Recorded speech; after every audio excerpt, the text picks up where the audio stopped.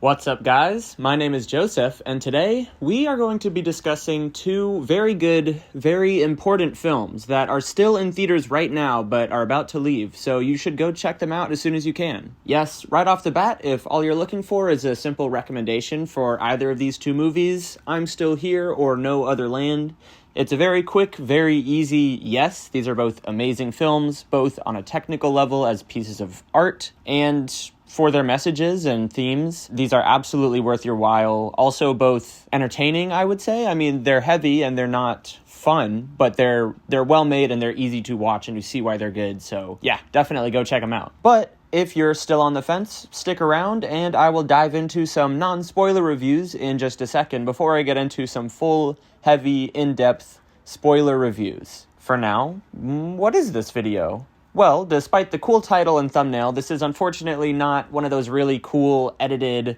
video essays with like all the archival footage and motion graphics and clips from movies and all that stuff. I hope you don't mind, but this is just going to be a simple movie review. I really love the old YouTube style of just kind of turning on a camera and talking, and that's kind of what I want to emulate here. But this is just going to be a very simple review where I kind of, on a surface level, dive into the technical craft of these movies. I'm not really that good and, behind a camera, but I can at least recognize when things are done well. But really, I kind of want to just dive into the theme and the messages of these movies. These two movies really kind of work together and complement each other in a way. I saw I'm Still Here last week, really enjoyed it, thought about it a lot, and as I was journaling about it for this video to kind of put my thoughts together, I noticed that I was having this kind of like recurring thought, which was basically that even though the movie I thought was very impactful and affecting, I couldn't help but wonder what it might have felt like if the protagonists hadn't been essentially very privileged people. I was wondering what it would have looked like if it was someone who was maybe more disillusioned with the country at the time before the military takeover started to happen. By no means is this me saying that the movie didn't work or that I think it is not an effective message because the protagonists were privileged. It was just something I thought about, honestly. Would the family have been as happy and as idyllic before the major incident of the film happens? How would their happiness beforehand have been juxtaposed after the event if they hadn't been as happy? And how would that have affected our viewing experience? Would the movie still have been as triumphant? Would it have even gotten resolved? This movie was very fond of some version of Brazil under some form of government, but was everyone at the time as fond of the government before the takeover happened? This isn't to say that these are knocks on the movie. They were simply things I was thinking. That then, while these were all questions I had in my head, I went and saw No Other Land, and it was pretty much exactly what I was wondering about. It pretty much perfectly answered my questions. Anyways, I hope I haven't already bored you. Here's some Subway Surfers to keep your attention. I've noticed that people tend to stop watching my videos after around the 3-minute mark, so enjoy this. But without further ado, let's just hop right into the non-spoiler reviews. I'm going to go ahead and just do both non-spoiler reviews in one shorter section right here to just give you a kind of understanding of the film and give you an idea of whether or not you'd want to see it. And then I'll do longer separate reviews for each movie and tie it all together. Starting off with I'm Still Here, this movie follows the Paiva family, a family that is very idyllic. They have a beachfront home. They have a vast network of friends. They're always having guests over who they treat very well. It's really just this perfect portrait of a family, basically, that has won at life, honestly, it seems. And that is all upended when the dictatorship that comes into Brazil and takes over kidnaps the father of the family, and they don't see him again. This movie's based on true events, and it's very powerful and very moving and absolutely worth your time. To get into my thoughts on the movie a little bit, as much as I just talked about how heavy it is, my favorite thing about this movie, the thing that sticks out more than anything else, is, I suppose I would just call it the atmosphere. The blend of cinematography and acting, sound design, music, there's just this overwhelming sense of tangibility and texture and physicality. It's so peaceful and warm and loving and beautiful, and it makes you feel that these characters truly live life to the fullest. And that was probably my favorite thing about this entire movie, was how well that feeling was pulled off. In terms of the story, I kind of gave a brief synopsis, but it's tragic, obviously. But it's well structured. The things that happen in this movie impact what happens after. That sounds very basic, but you really feel the progression of this specific journey taking place. And despite all the horrible twists and turns, it is still a very engaging film that keeps you involved with what's going on, keeps you wanting to know what's going to happen next. And I suppose the last thing with this one is just, I really liked the presentation of like the time period and place,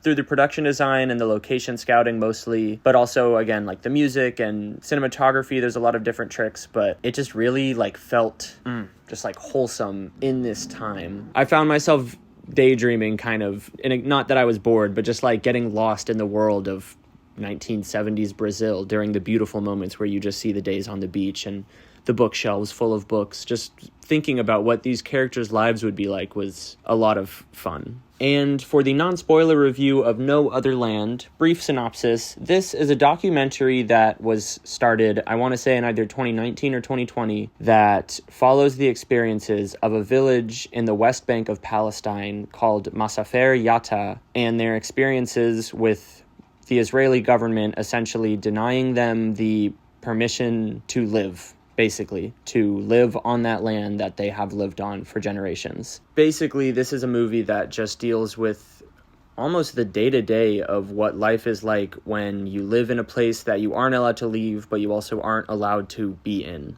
In terms of my thoughts on the film, this one actually had a slower start for me. I was a little bit challenged by the presentation. I had some questions because it was very like slice of life. It was not, things didn't necessarily seem to be taking a direction, but when things started picking up, it really worked for me, and the moments that didn't work at the beginning were recontextualized in a way that I thought was very effective. I loved the friendship between Yuval and Basil throughout the film. It was very wholesome and very sad and very touching still. They had a lot of conversations throughout the movie that really were moments where I felt super connected to the film, and it was specifically that through line that added a lot of heart and personal connection to this movie for me. The events are truly dark and hopeless, and the documentary raises a lot of questions that need answers that we need to find. And the last thing about this one is that there's like there's this interesting influence of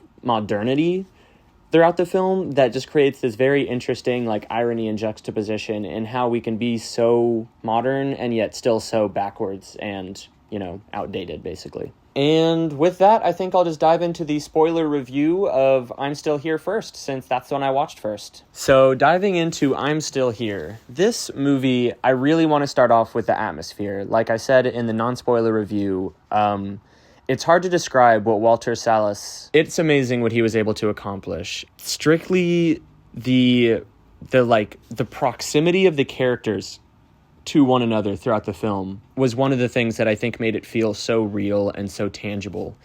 They have this comfortability with being close with one another in a way that isn't performative. It's truly comfortable with being close with one another. There's these gorgeous scenes where they dance, and the way I can't do it, but the way that their bodies are moving together is so like playful and in tune with one another, and their facial expressions are like very vulnerable. You can tell when they're annoying one another or when they're just teasing one another. There's these lovely scenes where they're just kind of all taking up a different space in a room that's full of books and fans and newspapers and smoke, and the kids are on the floor playing a game with their like legs kind of crossed all over one another, and one of the older siblings is lying down on the couch with their legs crossed and a book held out over their head, and the parents are talking quietly in the background.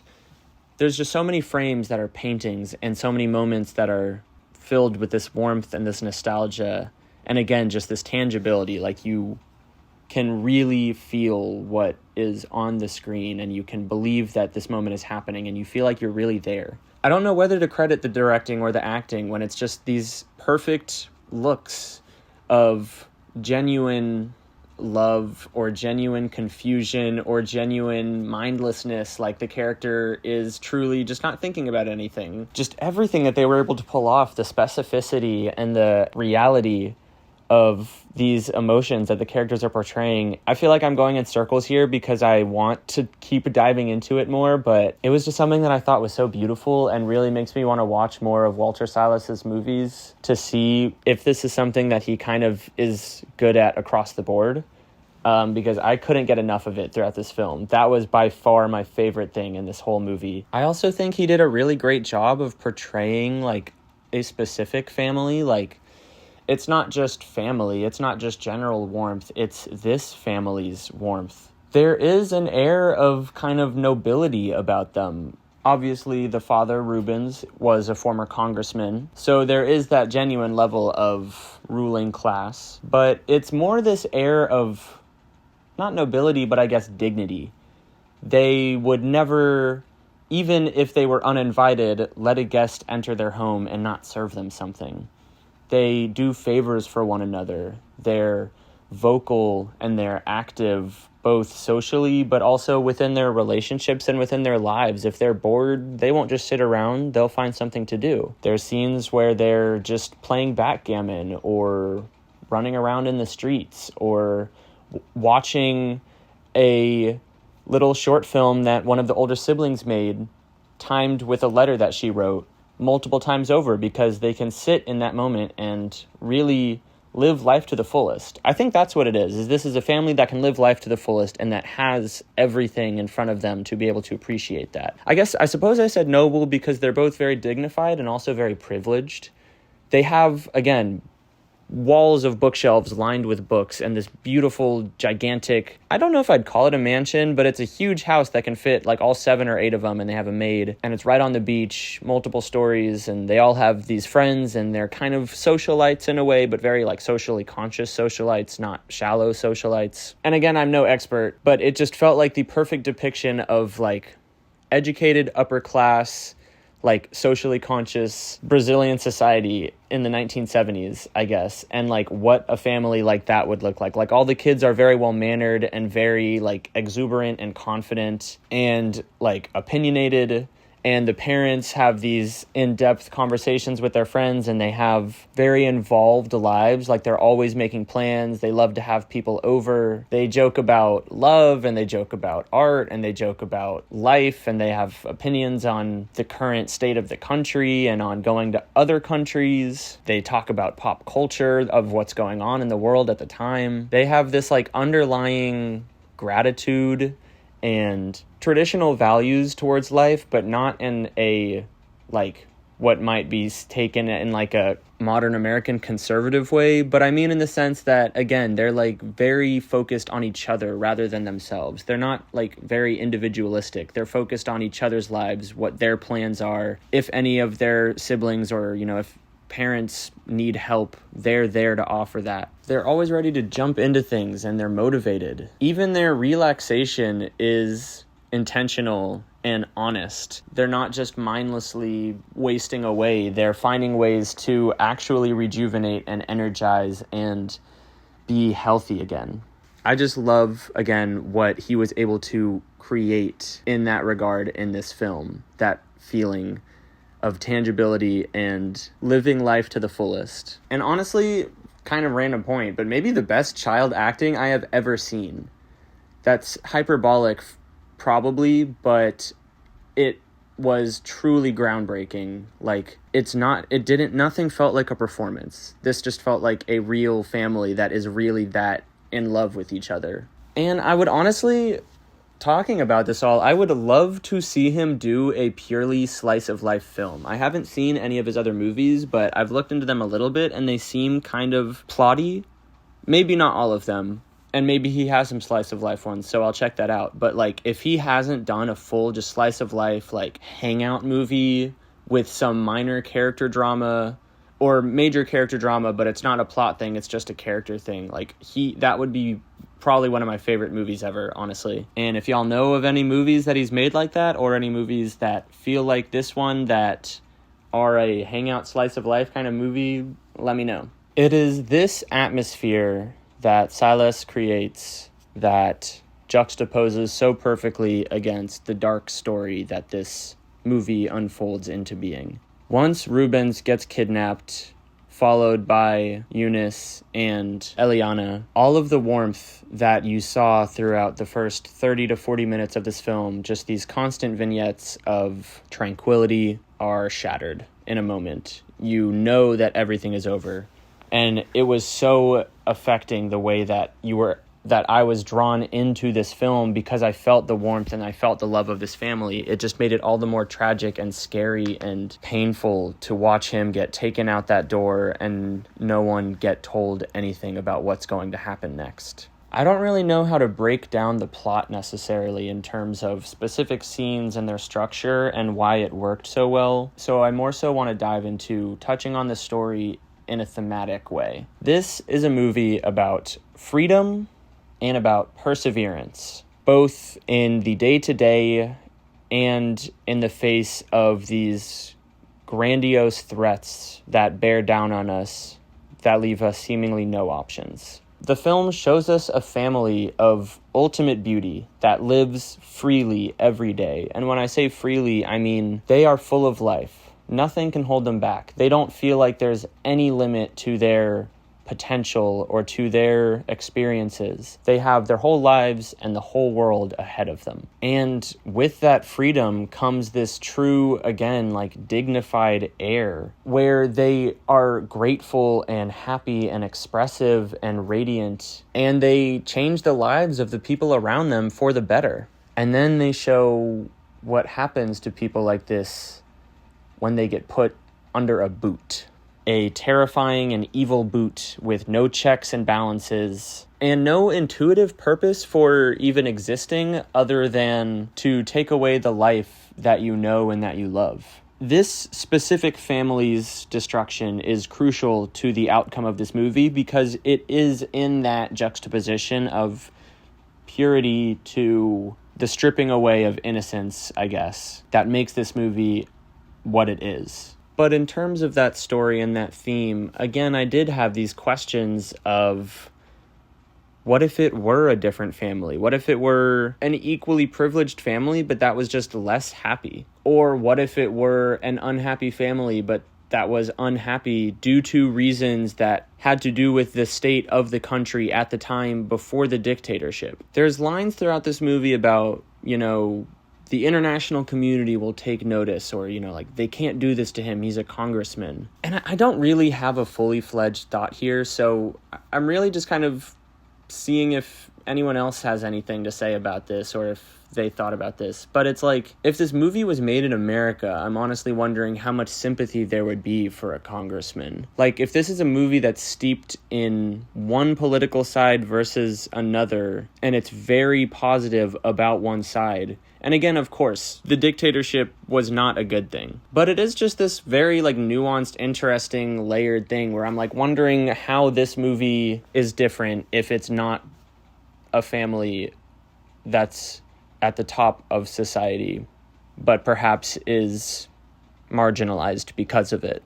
But regardless, again, that's kind of just a side point, but this is a movie about perseverance and freedom, as I was saying, teaching us how to live with freedom every day, but then teaching us how we can hold to that idealistic freedom and persevere even in the face of the ultimate evil, even in the face of losing the person who's most precious to you and never being able to get closure on what happened. I feel a little embarrassed because I'm struggling to think of the exact plot details on how Eunice goes about the whole situation after she's returned. I know she talks to some friends, and basically things are blank. There's no leads or anything.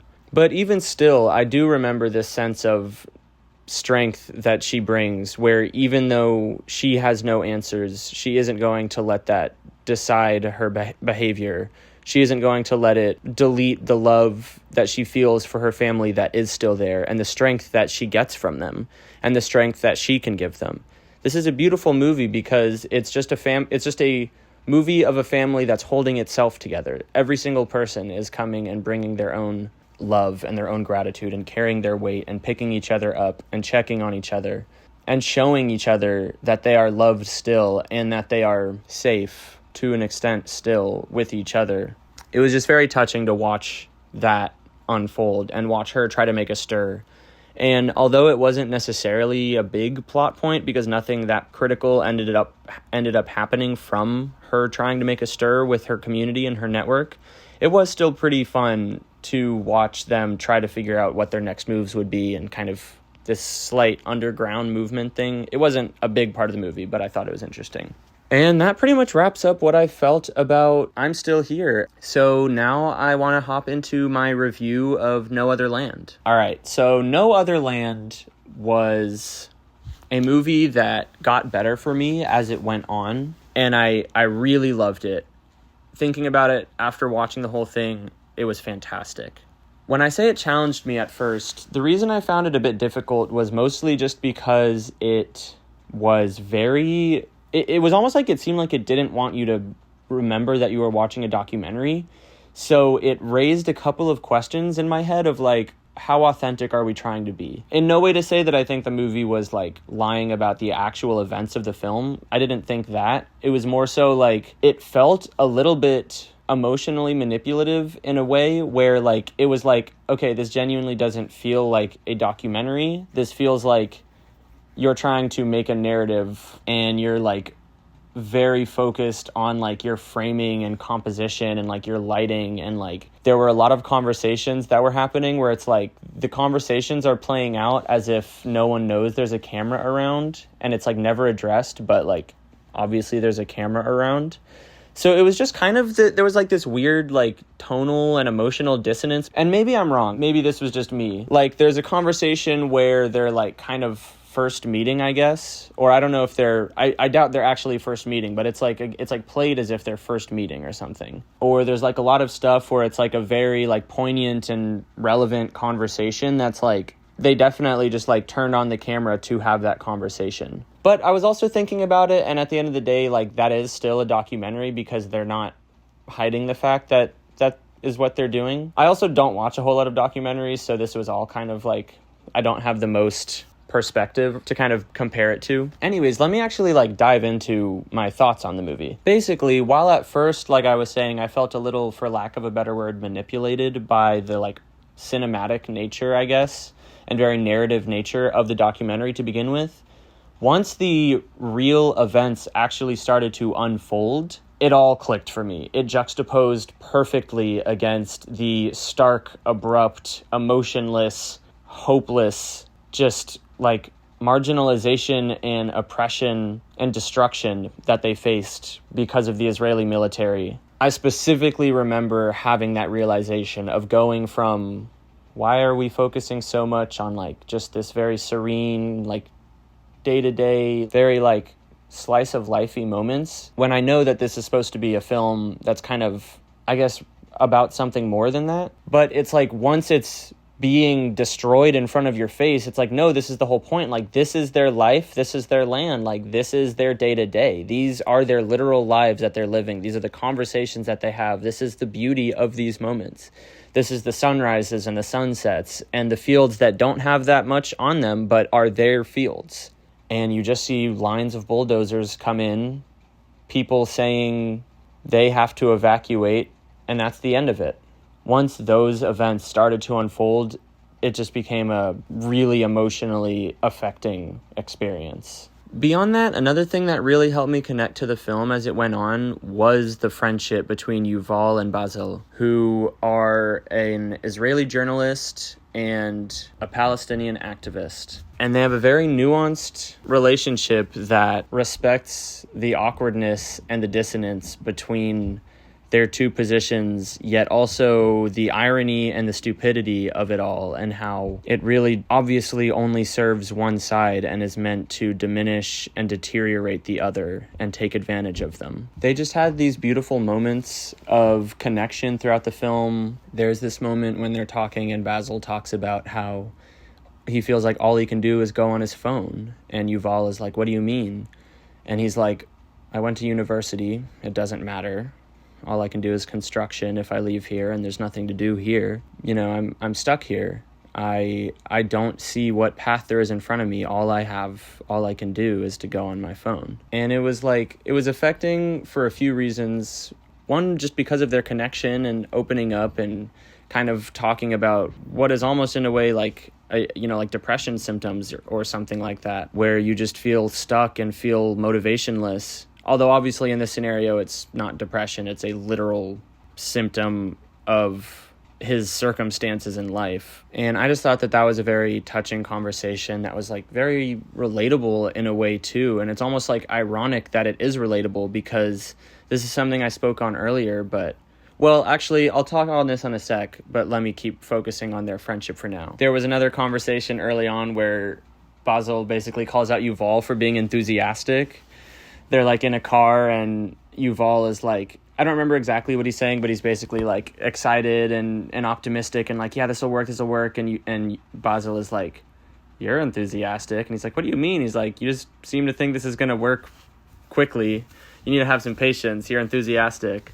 It was just like funny to see their banter. And then there's also this moment later on in the movie where I forget who asks who, but I think Basil asks Yuval, like, he's like, when are we going to get married? Because like they're spending so much time together. It's just a movie that has like a very pure conscience. Like it's very human. It's very touching. Another thing I thought was really interesting in this movie that I was about to get to was the way that like modernity, specifically like technology, plays a role in this film. It's really interesting, some of the imagery in this movie, because they get kicked out of their like homes and they have to move into caves. But then they have like televisions, or like they're sitting and they have like military drills going on inside their homes from this like powerhouse of a country that's just taking over their land. But there's an advertisement for like some workout equipment on the TV. And it was just this like really striking moment that felt so visually and like thematically like backwards, because it's this moment where it's like, we're here, like we're in the 2020s, like we are living right now. These people are living right now with the same technology and everything that we have now. And yet the lives that they lead are completely opposite of what me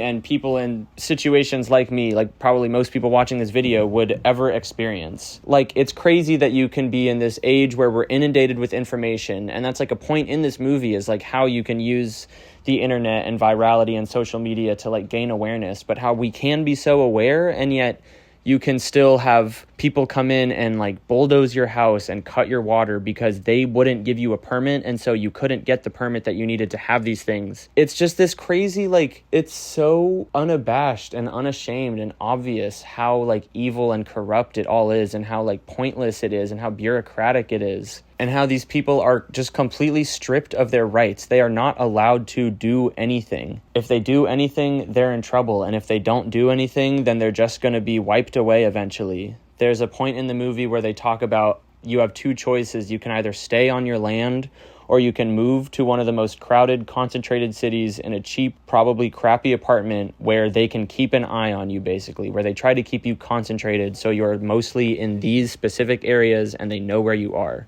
So no matter what, they want to control you and they want to observe you. And you can either try to wait it out on your land and just have the conditions get worse, or move and give it up and never have a chance to have it again. And it's this thing in the movie that's so much about like kind of the modern like military industrial complexes goals versus like traditional indigenous rights. Like, what are we protecting in this world? Are we protecting, like, people legitimately say like, oh, they're not developing this land, so they shouldn't be allowed to have it. Since when is like being able to turn land into a higher dollars per square foot the only thing that matters? Like, it's truly disgusting how they aren't allowed to just exist with their way of life that works for them, that's worked for them for generations, that they have passed down. It doesn't have to be this way or not allowed. There can be different ways of life. So I just thought it was all very interesting, like seeing phones and TVs mixed with the living conditions that these people have been forced to be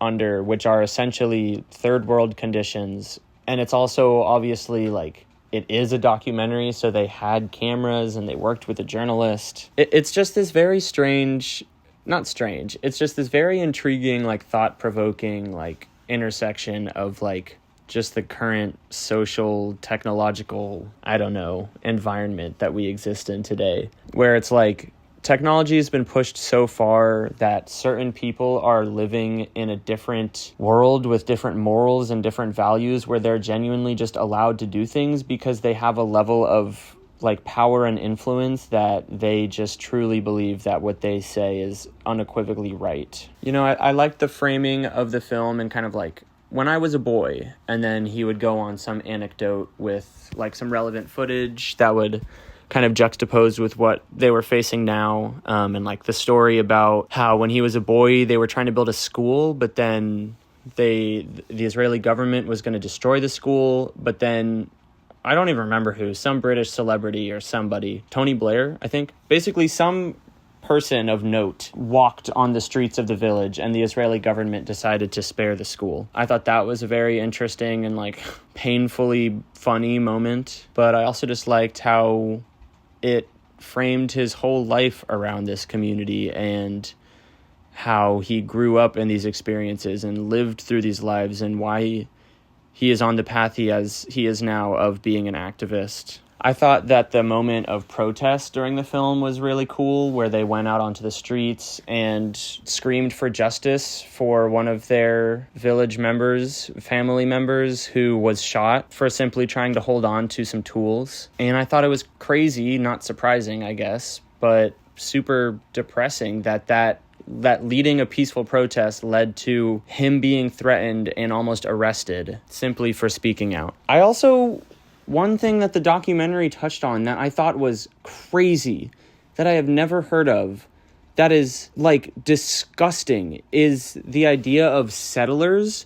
They kept on bringing it up in the documentary, where it was this different party of people that wasn't the military, that were called settlers, that were usually shirtless, wearing their shirts over their head to hide their identities.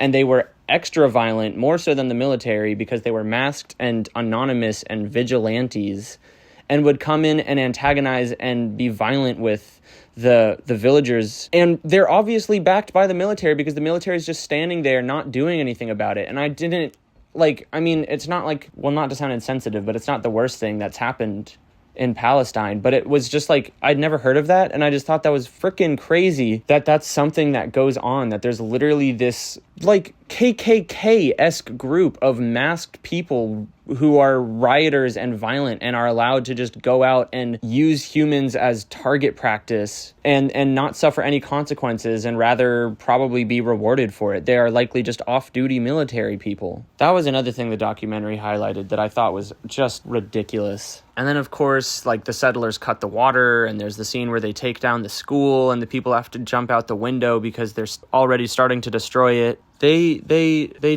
stole cars. They just restricted movement. They gave you, as I said, those two previous options, which are essentially the same options: stay and be controlled, or leave and be controlled. There is no right choice, and there is no way around. And the thing is, you suffer every day just to eke out some happiness, which likely largely ties with the fact that this is your family's land. And the thing is, they do that. They're able to do that. They are happy on this land. They build homes here. They build community here. They start families here. They raise their children here. They are happy with what they have. They don't want anything other than the right to exist on the land that they have lived on before all of these crazy bureaucratic and military presences started pressing up against them. At the end of the film, there's literally a moment where they reveal that there was an Israeli military document that said that the reason for declaring the village as now a military training ground was specifically to stop them from expanding. They found ways to be happy, and they weren't allowed to be happy. They weren't allowed to even scrape by with a little bit of decency. And the craziest part is, again, that it's just so unashamed. They don't care about the optics. There's no threat to them. They don't care. They're not worried. They're not scared. They hate these people and they feel that they're completely justified in hating these people, and so they aren't going to change, or at least a lot has to happen before they change. There was also this sad motif of Israelis bashing Yuval for being a traitor and helping these villagers. I feel I'm getting to the end of my review, but it was just a very, very devastating, heartbreaking movie that had such love for humanity in it. There was a desire for things to be peaceful and connected and united, but it was also full of the darkest depths of humanity's hatred for one another for no reason other than you were told to hate them, essentially. So, looking at these two films together, what can they illuminate about this world that we live in and our relationship to it? Well, for one thing, no other land clearly identifies the existence of the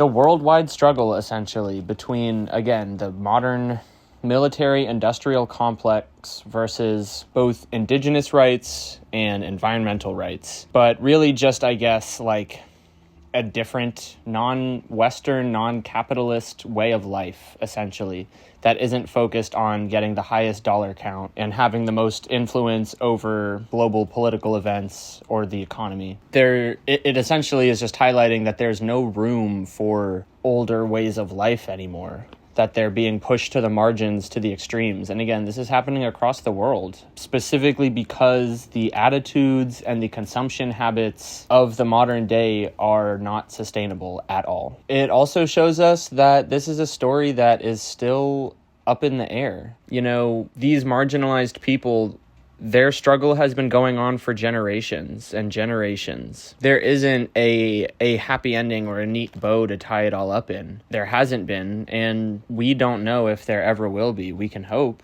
But the issue has become so complicated, though of course it isn't really complicated, but it has become so layered in politics, I suppose, that there is no clear answer. And so now all we're stuck with is the reality of power mattering more than human rights, because those humans don't have a platform or a voice to match the sheer level of power. And I do mean literal force.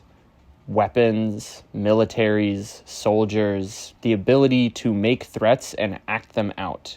Threats of violence. And we can see how this power trumps human rights so much that they don't have to be ashamed about it. They can come up with whatever story or justifications they want, and their people will believe it, or enough people will believe it, that they're just allowed to continue doing it.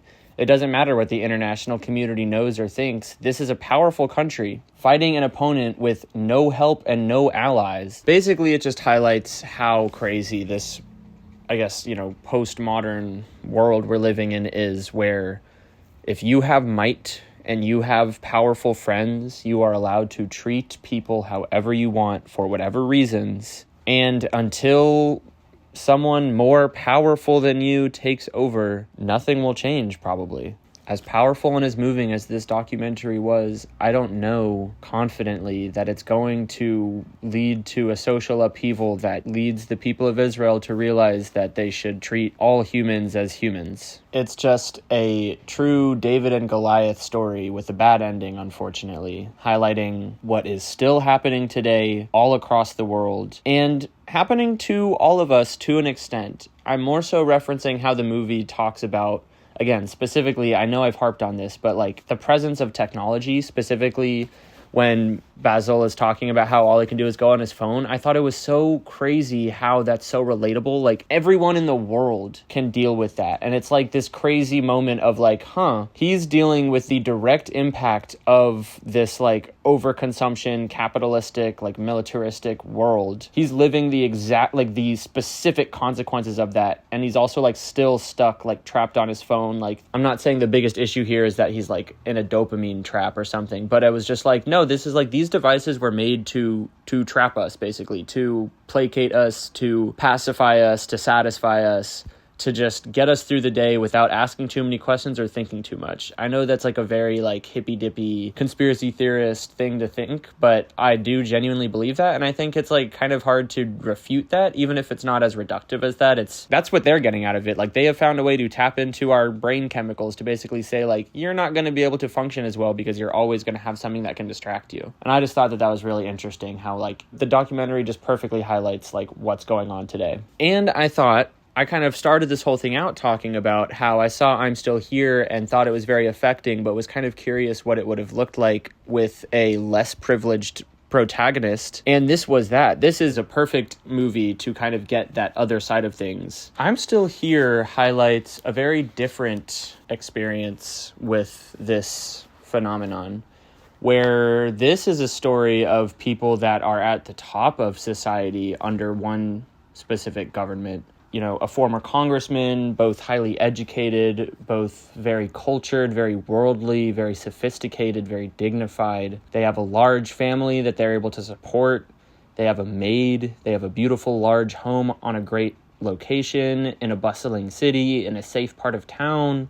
They have a wealthy, healthy, vibrant network of friends. It is only when a military coup, dictatorial takeover happens that they are then thrust into the position of being unsafe. It's a depiction of the, ideal imagined life going down the drain, basically. And though the experiences are just as harrowing and just as scary, seeing them get kidnapped and held there for days without any information, against their will, terrible conditions, treated as less than human, not listened to. These are by no means less destructive experiences just because they had a life of more privilege, but it's more so in Eunice's case. Once she got out, she got to return to this life of relative comfort. Of course, her emotional foundation is now rocked, but she still has the rest of her family and her home and her friends and a level of protection in the sense that she is a public figure. And there's, again, lines throughout the film of, like, the international community is watching, like, they've got our back, we're known, people know us, they can't do anything crazy, that would be so bombastic, that would be so, stupid of them. And of course, they do end up killing Rubens, so it's not like there's this ultimate air of protection. But I was just so interested while watching the movie to see, the way that even the dictatorial military government kind of had to be aware of optics in this case. They couldn't do anything completely, egregiously, openly. They still had to hide their actions through plausible deniability, basically. And they had to sneak around, and they had to do things kind of behind closed doors, out of public eye. They couldn't just play into their own strengths and come in with overwhelming force, come in and grab come in and grab Rubens. But again, I do believe that they also did do that to other people. So it's this was a dictatorship that did do these kinds of things. They just couldn't do it to this family, perhaps. I don't know. I just thought it was interesting because it was it was a good depiction of how no one is safe. Even if you are on the inside at one point, you can be on the outside later on. And it's just this other, on the one hand of no other land, when it's these people are abusing their power against these people who have no way to protect themselves. It's also power is such a fake, stupid thing because you can be targeted for having power by people who want that power. It's just, power should never be more important than human rights. Thank you. I know. Wow. Look at me go. But it's just these are two different movies that show examples on the complete opposite of the spectrum of social class, I guess, and economic class, dealing with the same issues of their rights being taken away without any explanation or any fairness or any justice. And they are both perfect examples of how dangerous this world can be to every single one of us if we are not diligent every day in making sure that we are trusting and proud of the people that we choose to lead us, and in the way that we choose to lead our own lives, and the way that we choose to build our relationships and instruct and educate people. And though I am far from perfect and I don't know very much, I still hope to be a place where we can all grow and learn and become better people together, better artists together, and better people together. And with that, let's send it to the outro. Thank you guys so much for watching. One more time, if you've come all the way to the end, it means a lot to me. Please be sure to like, comment, and subscribe. I reply to literally every single comment I get. I love engaging with you guys and seeing what you have to say, so please let me know if you have any thoughts or if there's any videos you'd like to see. Be on the lookout for a Clerks Micro Budget Mondays breakdown coming out soon, and perhaps a September 5 review. But I think that one might have actually just left theaters, so probably not. Anyways, peace out. See y'all later. Thank you for watching, and goodbye, and peace out, and see you guys later, and thank you so much for watching, and goodbye.